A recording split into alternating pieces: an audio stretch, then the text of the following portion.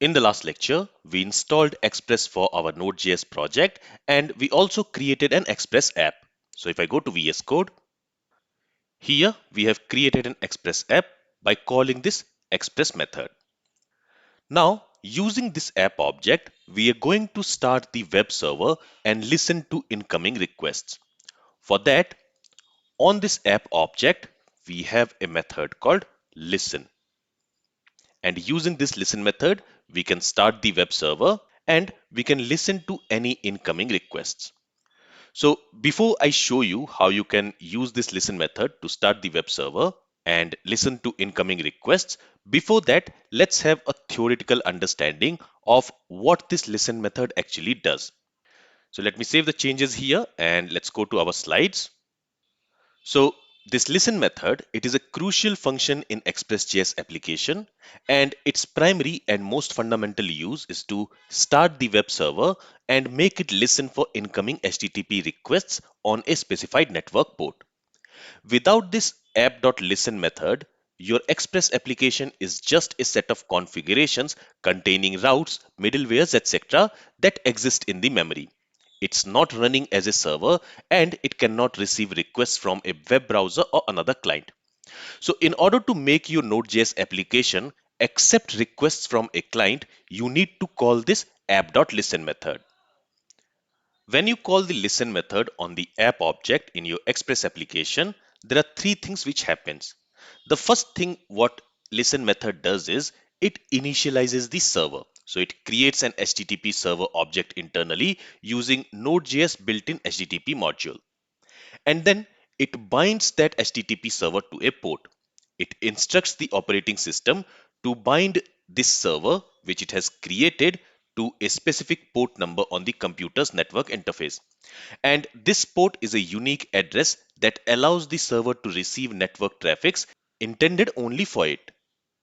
And finally, the server enters a listening state waiting for any client like a web browser to make a connection request to the port. And when a request arrives, the server accepts it and begins processing the request using the routes and middlewares we have defined in our Express application. Now, so far, we have not defined any routes or any middleware, but using the listen method, we want to start the web server for our Node.js application and it should listen to incoming requests on a specific port number. For that, to the listen method, we need to pass three arguments. The first argument is required, which is the port number which we need to pass. So for the first argument, we need to pass a port number on which the server will listen for the requests. Then the second argument is the host name. So this host name specifies the network interface the server should bind to. And by default, if we don't specify this host name, it is an optional parameter as you can see. So if we don't specify a host name, by default, it listens on all available interfaces.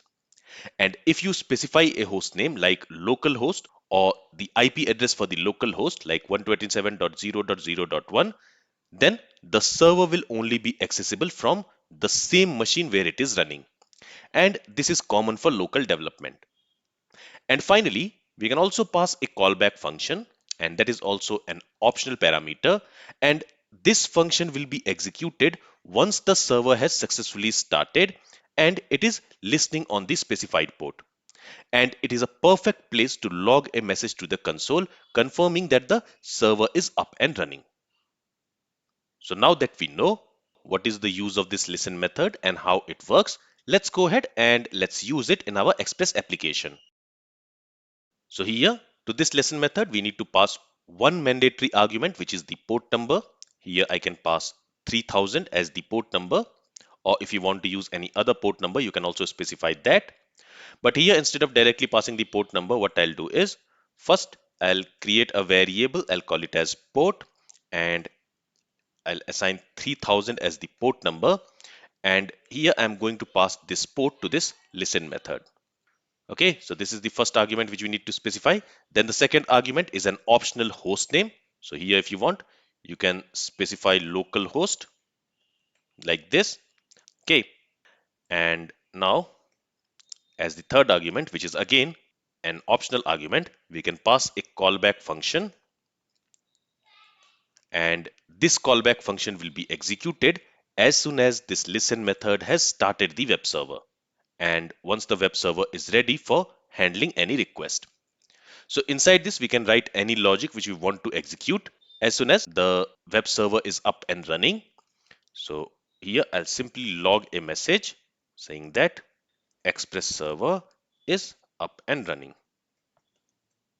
Okay, and with this, if I save the changes, you will see that now the web server has started, and this I can tell because in the console you can see this message, Express server is up and running. That means this callback function has been executed, and from within that callback function this message has been logged in the console.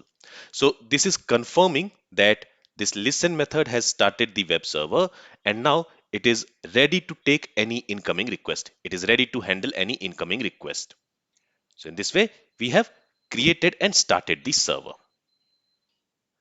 Now there is one more thing which I am going to do here, and that is this app.js file. It should contain all the logic related to my application, and anything related to server like starting the server and listening for the request, that I want to do in a separate file. I want to separate my application code from the server code. So for that, I'm going to create a new file, and I'm going to call it as server.js. And inside this server.js, I'm going to write the server related code. Basically, I'm going to write the logic for starting the server and listening to the requests. So here I'm going to cut these two lines of code, and I'm going to paste it inside the server.js. Now here, in order to call this listen method on the app object in this file, we need to import the app object which we have created in this app.js file. So here, what I'm going to do is from this app.js file, I'm going to export this app object. And since from this file, we only want to export a single thing, here I can say module.exports, and to that, I'm going to assign this app object.